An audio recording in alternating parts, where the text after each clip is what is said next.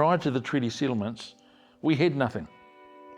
Everyone had to survive, so you had to work together. Now that we've got the treaty settlements, and the Crown did a wonderful job in fragmenting us, all of us.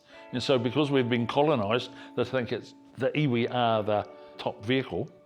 Well, in actual fact, it's not until you look at that process and you think, well, actually, no, it's the hapu and the whānau, because the whānau live on the ground.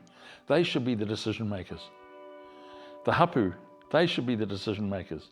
But actually, everyone, all our councils, all our government departments think it's the iwi.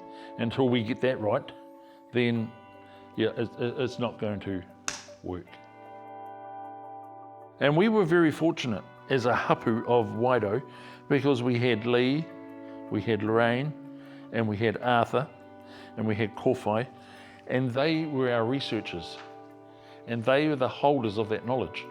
I was only the chairman that sort of got us through the hearings, but all that work behind the scenes and the recording, and we were lucky we had some wonderful kaumātua that supported us. You know, we were all young, all of us, and I suppose I was the oldest of that generation, but we were lucky to have, you know, people like Mita, Te Hai, Kupi, our cousin, all of those kaumātua back there, Uncle Buck used to, him and Rory came and they sat on every pai for every hearing, for all the iwi.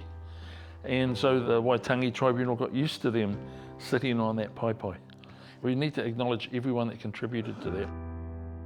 As an outcome of the treaty settlements, I think we have to do some repairing of our internal selves as well, bringing our whānau and our hapu back together. Talking about overlapping claims and overlapping this, actually the leaders need to sit down around the table and say, okay, we need to sort this out for the comfort and for the benefit of our next generation. Because we don't want, you know, our young ones having to sort this out. We need to sort it out, and that's where leadership is really important.